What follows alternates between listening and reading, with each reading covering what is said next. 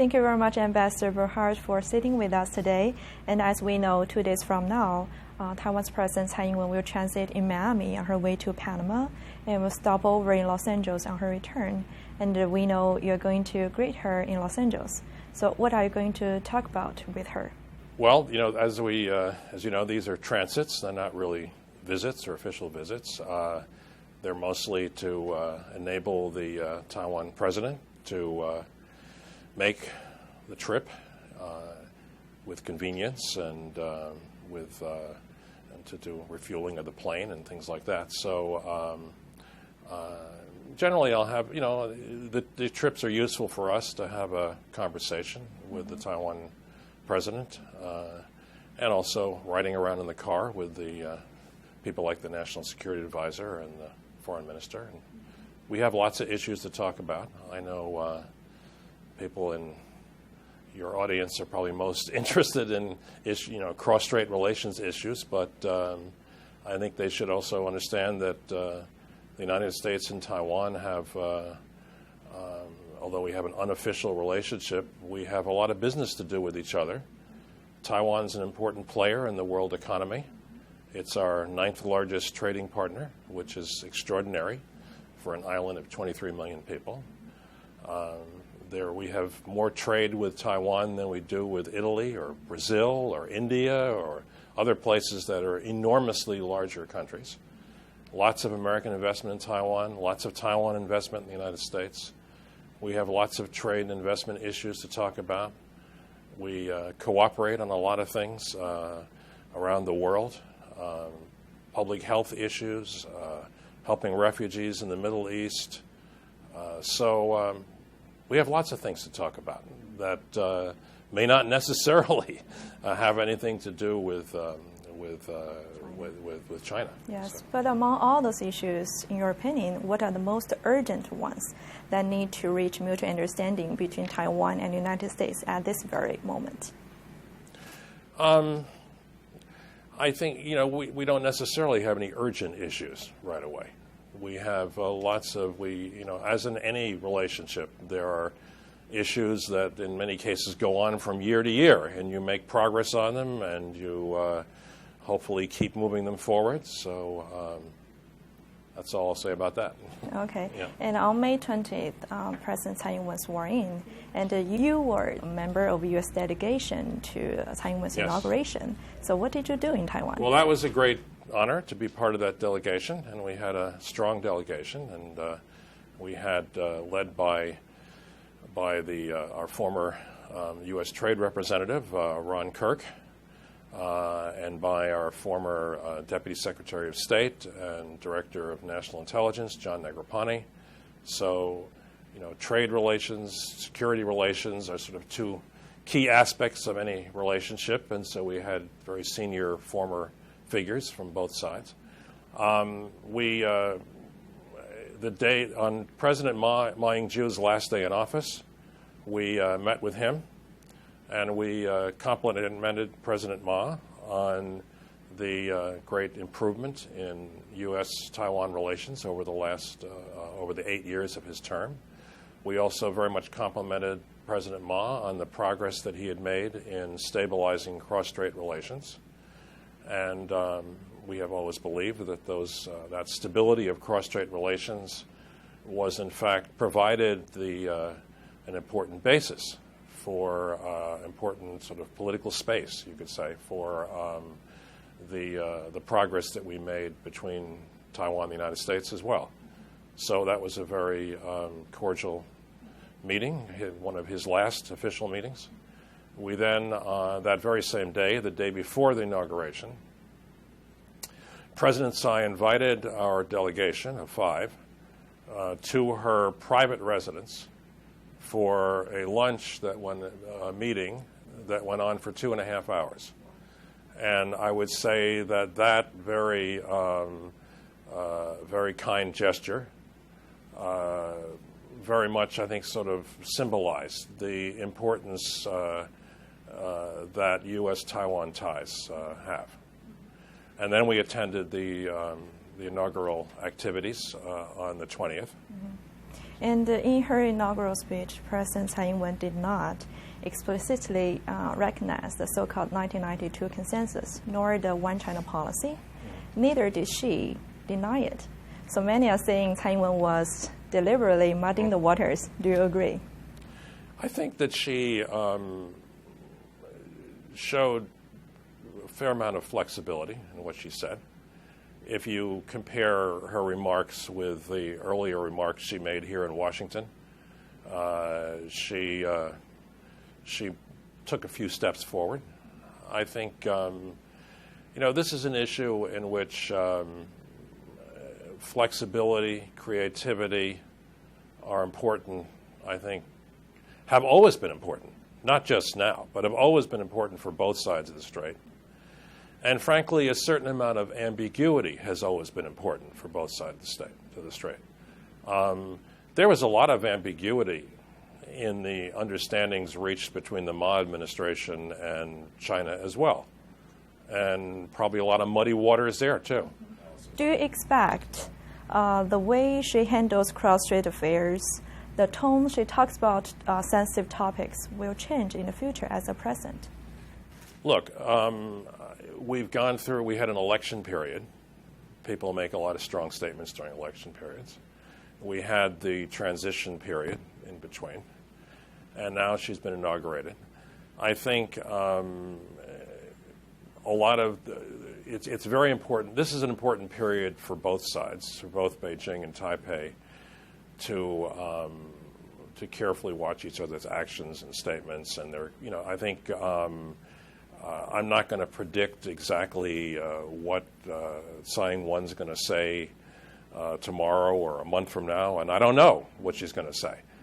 But I think that it's very important for both Beijing and Taipei to keep open minds, and very important to maintain communication.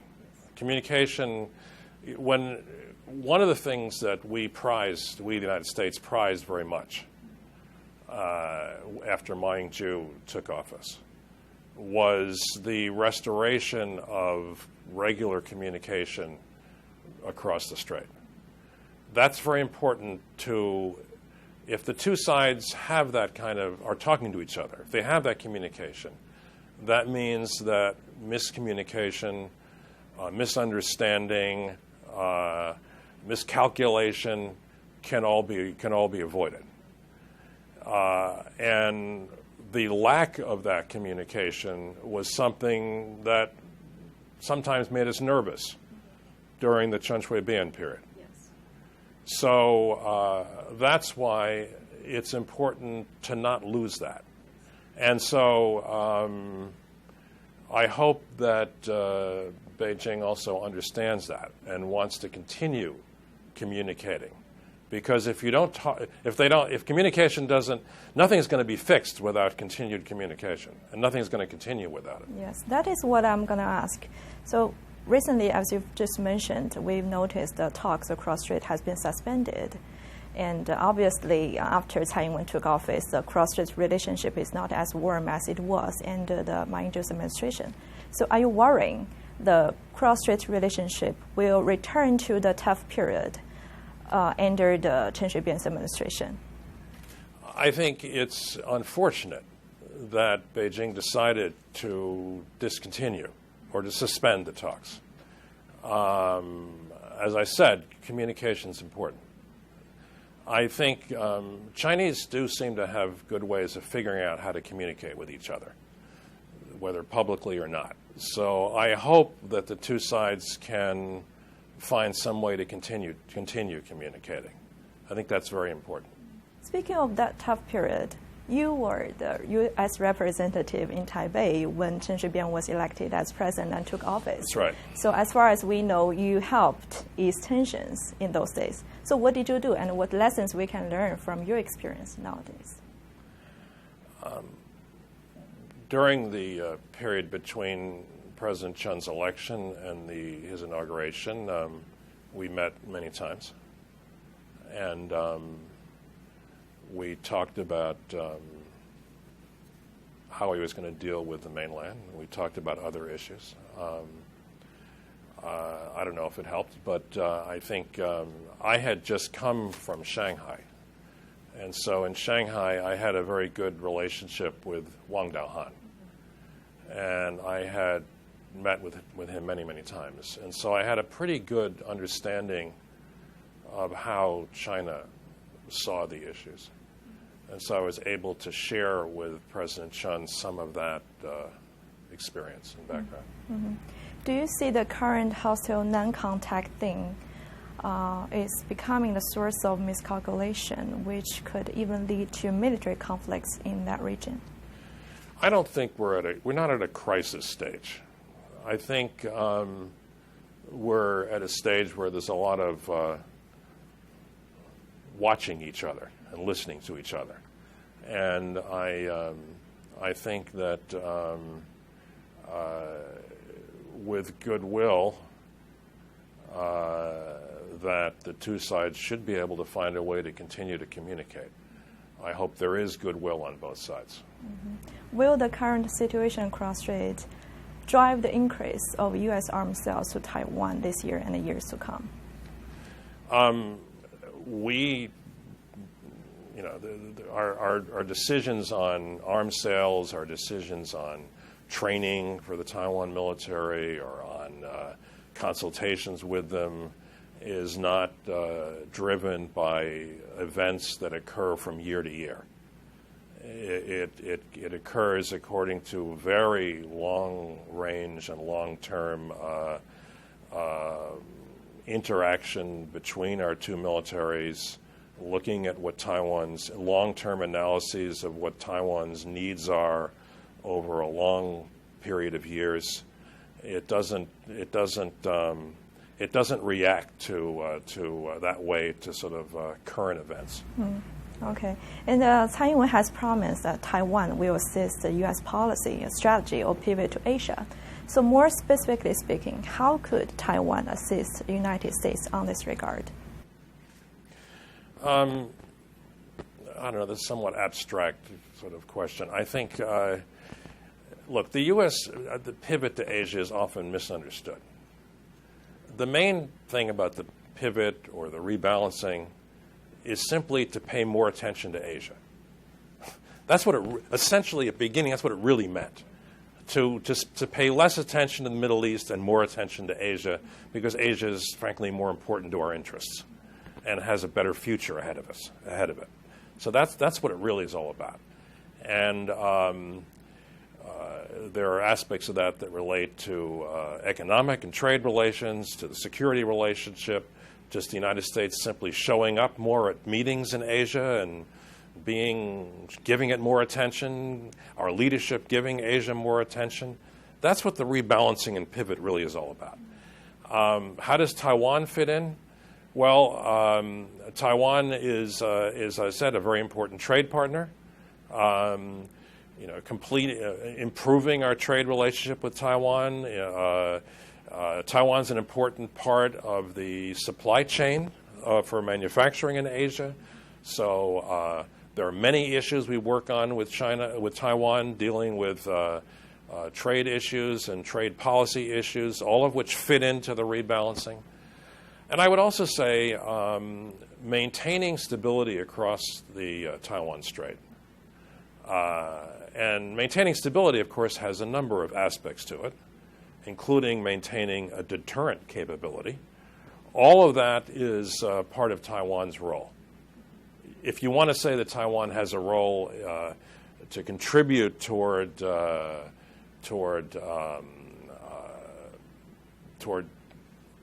our, well, not for the, contribute toward our overall goal, which is a stable and productive and prosperous Asia-Pacific region, I would say that part of Taiwan's role is to keep the strait peaceful. Mm-hmm. And also, we've seen there is a rising tension on South China Sea. Mm-hmm. And on this issue, Taiwan, China, and the United States are all stakeholders.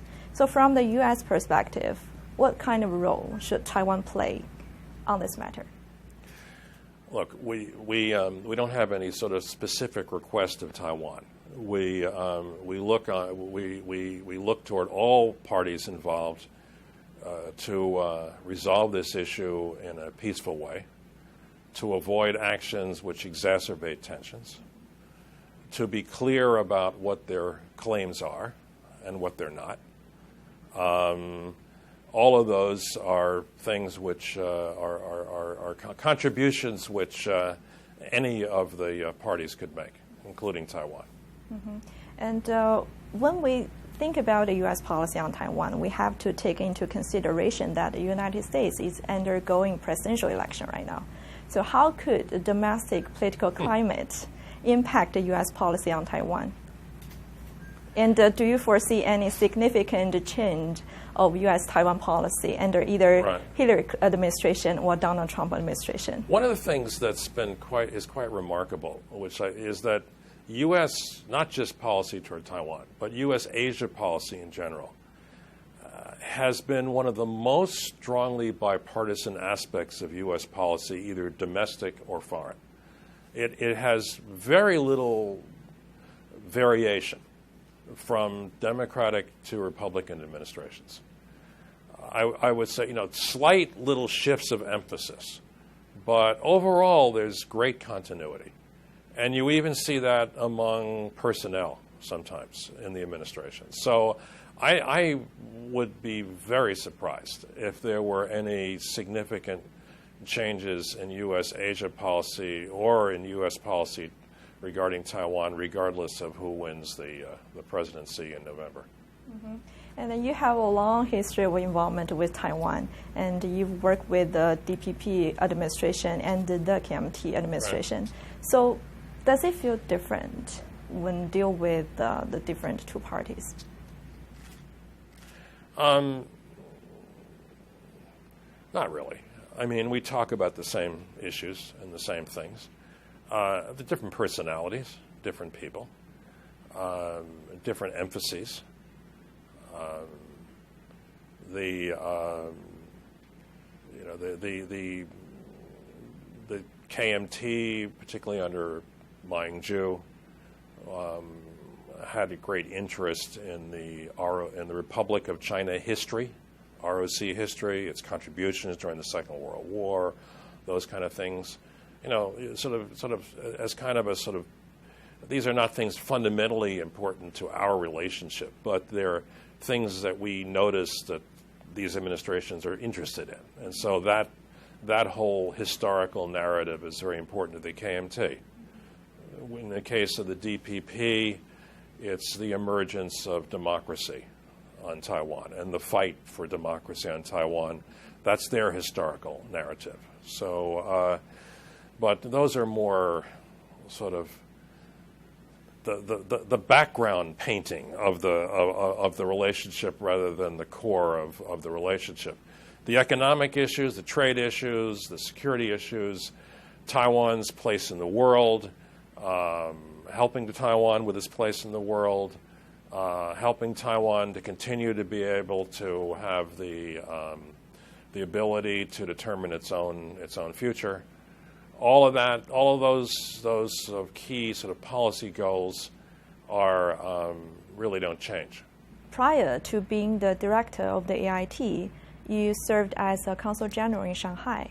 So would you please share some historical background of the 1992 consensus, which is a very important issue right now? I think it's important to remember also, as I think everyone in China knows, the term 1992 consensus was not used by anyone until 2001. No, 2000. Suu Kyi, President Ma's first national security advisor, was the first person to use that term to describe the understanding that had been reached in 1992. Before that, I mean, in all the times that I met with Wang Daohan or with Gu Zhenfu, they never called it that. They never called it the 1992 consensus because the name didn't exist.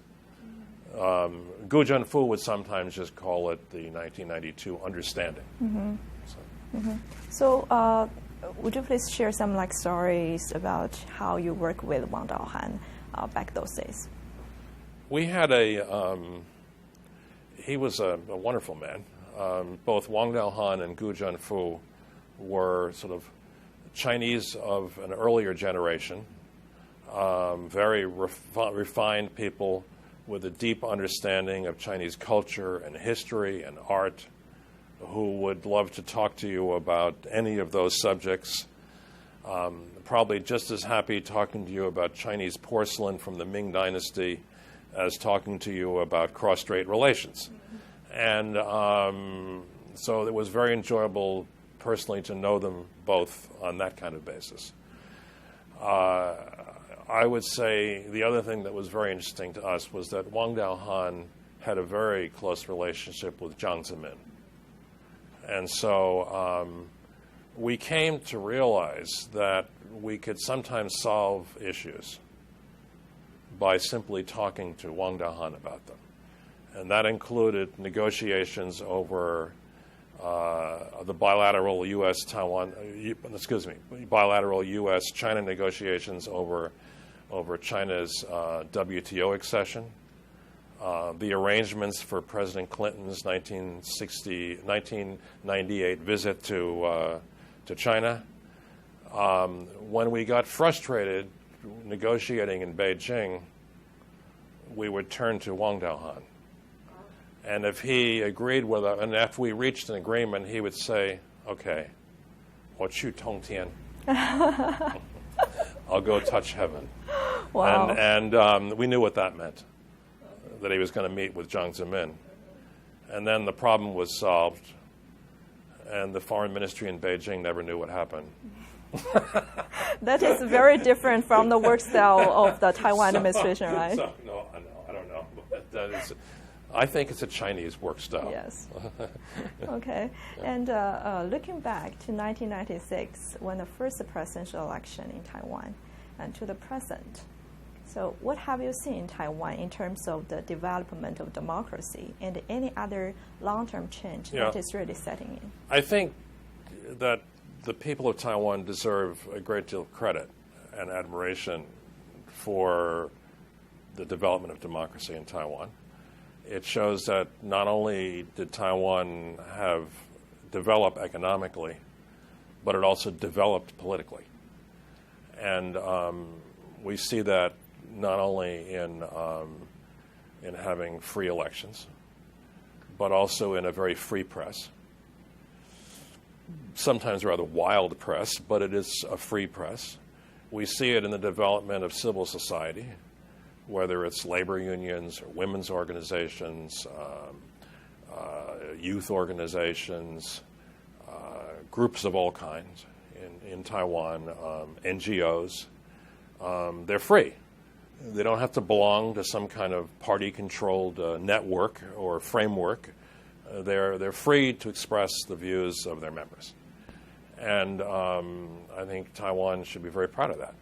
And what we just saw in Taiwan in terms of the election and inauguration was the third time that Taiwan had switched from one political party to another. And that's the ultimate test of whether you have a democracy. And what we also saw, and we heard from both sides, from both the KMT and the DPP, was that the transition had worked pretty smoothly.